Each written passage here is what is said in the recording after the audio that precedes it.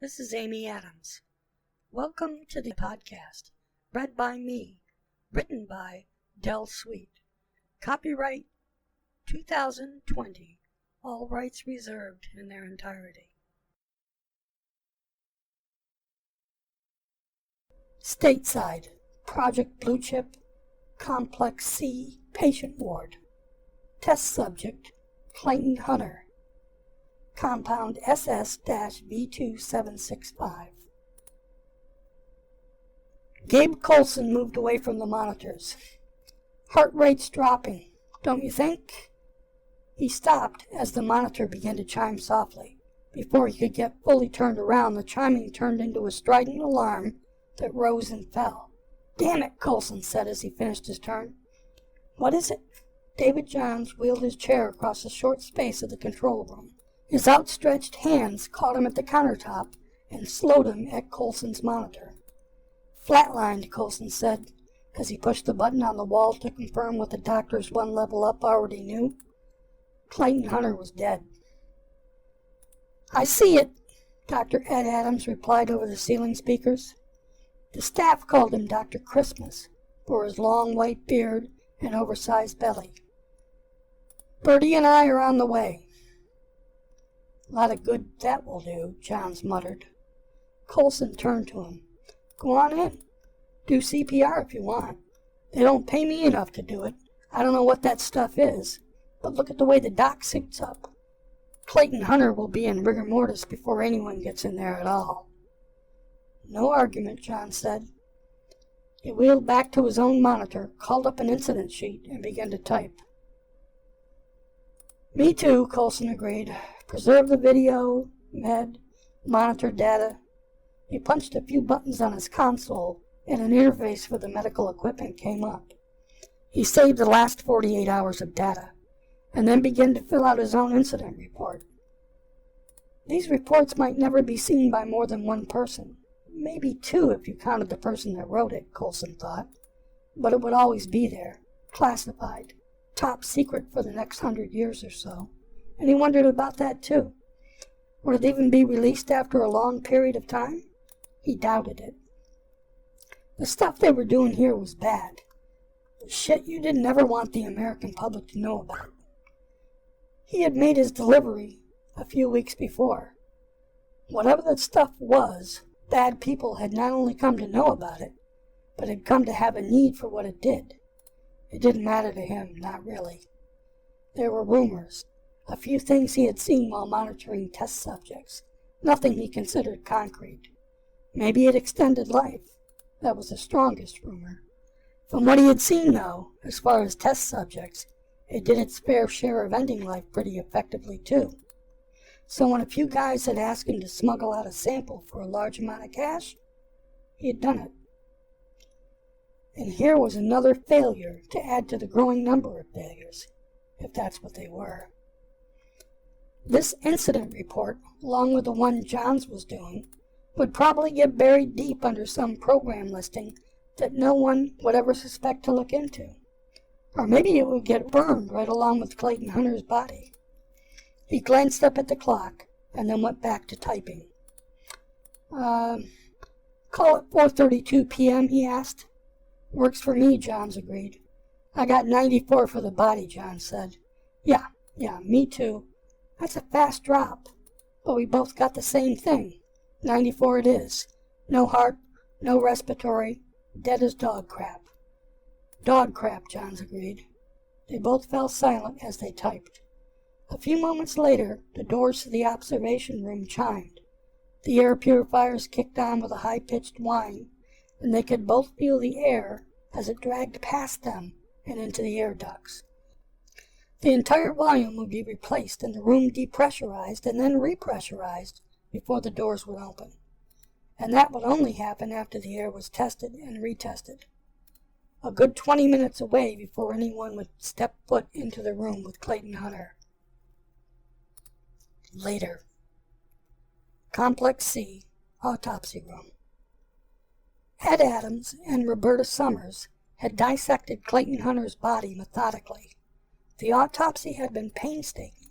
It had to be. It was recorded in detail, and some general somewhere, hell, maybe even the president, would be looking that video over in the next few days. Maybe even watching live now, Ted Adams thought. They had the capability. There was nothing to see, though.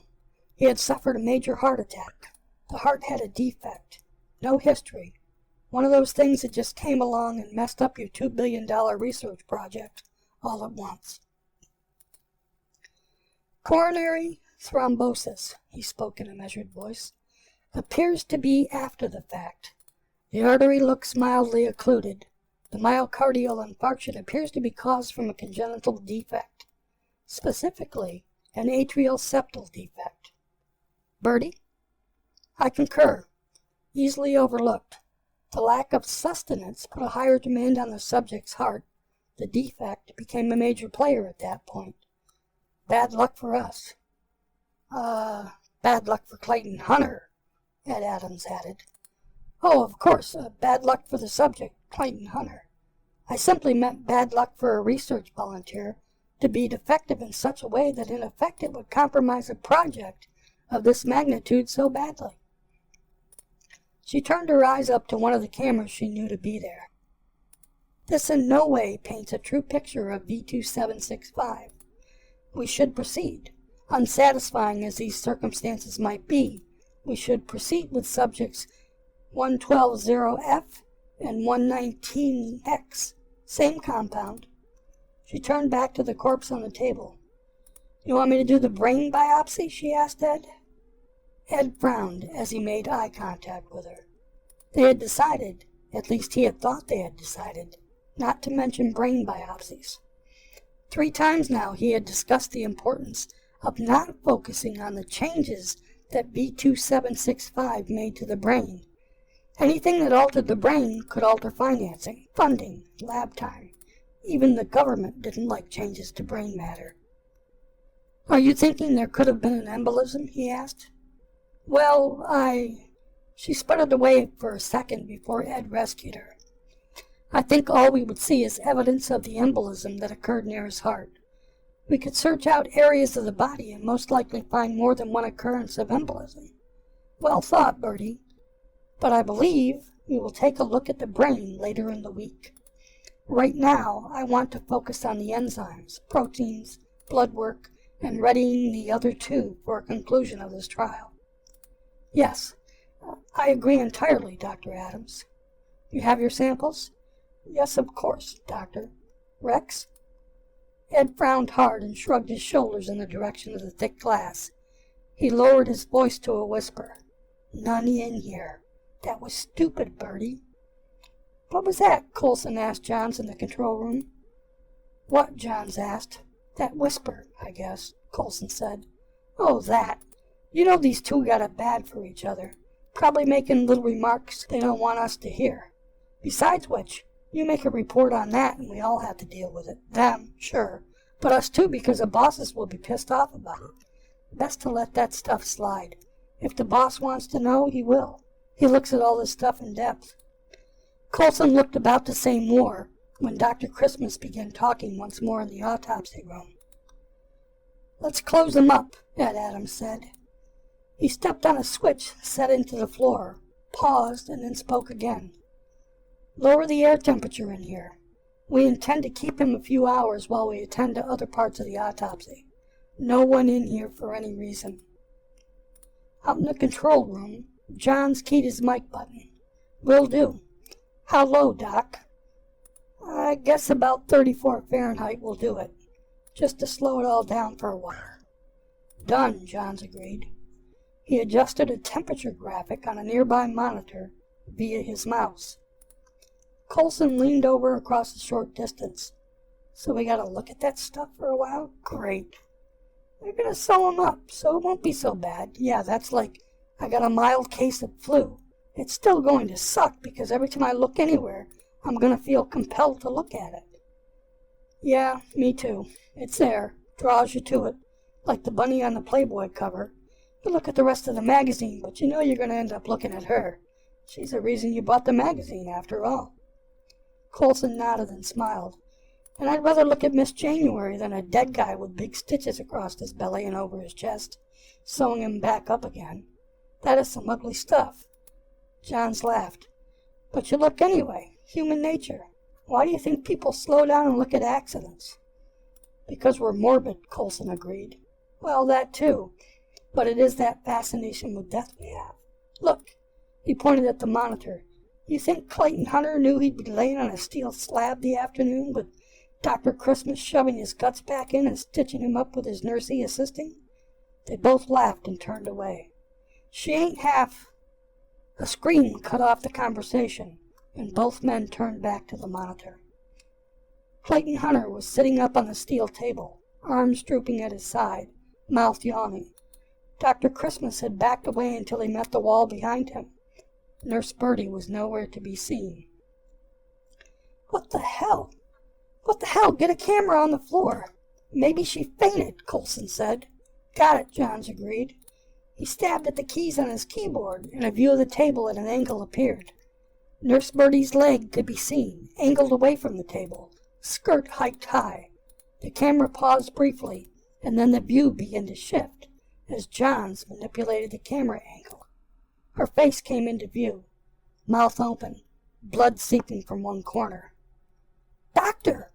Coulson called over the speaker system. Outside, the airlocks had clicked on, and the air was cycling. Good, he thought. In 20 minutes the cavalry would be here. "Dr. Adams!" The doctor finally took his eyes off Clayton Hunter and turned towards one of the cameras. On the table, Clayton Hunter leaned forward and tumbled off the edge of the table. At the same instant, the air purifier quit cycling, and 3 armed men in gas masks stepped into the airlock. "Jesus," John sputtered into his headset microphone. "You guys can't do that stuff. That air has to be worked." 3 more men stepped through the lock, and the door to the autopsy room opened, as well as the door to the control room. A split second later, the rifles in their hands began to roar. The sound was louder than Coulson expected in the enclosed space. He clasped his hands over his ears, but it did little good. The soldiers, he saw, were wearing ear protection of some sort, noise-canceling headgear. The remaining 3 soldiers had stepped into the control room. He saw as he looked back from the floor, they had their rifles leveled at them. The others were still firing within the confines of the small autopsy room. A small gray cloud was creeping along the floor and rolling slowly into the control room. The stench of gunpowder was strong in the enclosed space. The air purifiers were off. Coulson knew there was another control room outside this control room that controlled this space, and possibly even another outside of that space. Built-in redundant protection. It was clear that they were in a very bad place. Coulson saw Clayton Hunter lurch to his feet and stumble into the soldiers who were firing at point-blank range in the tight confines. A series of bullets finally tore across his chest and then into his head, and he fell from view. A second later, the firing dropped off and then stopped completely. Johns was listening to the sound of his own heart hammering for a space of seconds before he figured out it was his own. The smell of gunpowder was nauseating, and he suddenly lunged forward and vomited on his shoes. As he was lifting his head, he saw that the soldiers were retreating back through the airlocks and into the outer spaces of the compound. "Jesus," Coulson managed before he also bent forward and vomited. They heard the air filtering kick back on as both of them rolled away from the puddles of vomit and quickly disappearing low gray vapor from the gunfire. The doors in the autopsy room suddenly banged shut, and then their own door whispered closed as well. Once again, they were isolated in their small space. They both sat silent for a moment, and then Coulson left and returned from the small bathroom with a mop and a bucket from the utility closet. He left again and returned with a bottle of disinfectant, sprayed down the vomit, and then the balance of the small room. "That isn't going to do anything," John said solemnly. "We're infected. Whatever they infected that guy Hunter with, well, we got it now." Coulson ignored him, waited the 10 minutes for the disinfectant to work, and then cleaned up the mess. Neither spoke while he returned the equipment to the small closet and then came back and sat down. "You heard me, right, man?" "I heard you," Coulson admitted. "I just don't give a damn. It's too fresh. I can't believe it right now." He looked at the clock. "Man, I was off duty in 20 minutes. 20 minutes!" He spun and looked at Johns. But Johns was looking up at the monitor that was still on in the autopsy room. The smoke was being drawn out by the air exchange, and the horror of the room was slowly coming into focus. Dr. Adams lay sprawled in one corner, a line of bullet holes stitched across his back. The back portion of his skull was missing. Jagged bone and gray-black hair clumped wildly around the fractured bones. Johns gagged and looked away. "Jesus, they killed everybody," Coulson said as he continued to watch. Nurse Birdie lay where she had fallen, only her legs visible in the shot they could see. Clayton Hunter lay against the end of the stainless slab, his head a shapeless mass, the stitches across his chest and stomach bulging. Coulson finally turned away too. "They're coming back for us, man," John said. Coulson spun to the door. "Not now, stupid ass. But you can't think we get to live after that. They contaminated our air. We're dead. No way are we not dead." Coulson said nothing. Later. It was 6 hours before the soldiers came. They had finally taken a better look at the room, Johns moving the camera around as Coulson watched. "Dave, tell me I'm wrong, but that dude came back to life, right?" He was unsure even as he said it. John shrugged. I don't know. I think what happened is they missed something. We missed something. Maybe a lead came off, you know? And the lead came off, and so he seemed dead, but he wasn't really dead at all. Not really. He was still alive, just that lead was off." "Yeah? Yeah, I mean, the alternative is that he came back to life. You don't think that, do you? Do you? 'Cause that's crazy, Gabe. Crazy." No, I can see what you mean. I can see where that could be. But I've heard rumors." "Same as we all have," Johns agreed. "But come on, that's crazy." The airlock cycled on, and 6 soldiers stepped into a hall-like space that was actually just an airlock between the control room, the autopsy room, the former patient ward, and the outside world. Johns tensed, waiting for the door to their space to cycle on, but it didn't. The soldiers were dressed head to toe in army drab green plastic coveralls, respirators, big units, set on their backs, and a full face shield and breathing apparatus covered their faces, somehow joined into the coveralls. Tape was wound around the elastic cuffs of the legs and the plastic boot covers that joined there. Flexible olive green gloves covered their hands, also taped where they slipped under the plastic coveralls. None of them ever looked their way at all. They just waited for the airlock to cycle and then stepped into the autopsy room. A second later, the monitors in the autopsy room went dead. "Oh man," David Johns said, "that is not good at all." Coulson got up and left the room. A minute later, he was back with 2 Diet Colas. He handed one to David Johns and then sat back down. Johns glanced down into the cola. The top was already open. He looked at Coulson, and Coulson stared back, unblinking. They kept the supply of the virus compounds they were testing in there, but the med supplies cabinet was also in that closet. They had talked it over once. They had decided that. He pushed it away and focused on the low whisper of the air exchange. "You think they will outright kill us?" Coulson asked after a few long minutes of silence. "Gabe, I think they will, Gabe," John said after a hesitation. He tried to stop himself, but he glanced down at the cola in his hand. It was half full. White powder floated on the surface, clumped and drifting like tiny icebergs across the cola sea. "Probably. No. Listen, man, they're listening right now, I'm sure. Listening to see where our minds are at. As soon as those flunkies in there are finished with that job, they'll be in here to finish up the cleanup." He swallowed hard. "Yeah, I guess that's how I see it too, Coulson agreed. He raised his can and tapped the side. Been good knowing you, Dave. John stared him down for a few minutes and then sighed. Yeah, same here. He raised the can in a salute and then downed it. Coulson followed suit. Silence descended on the control room.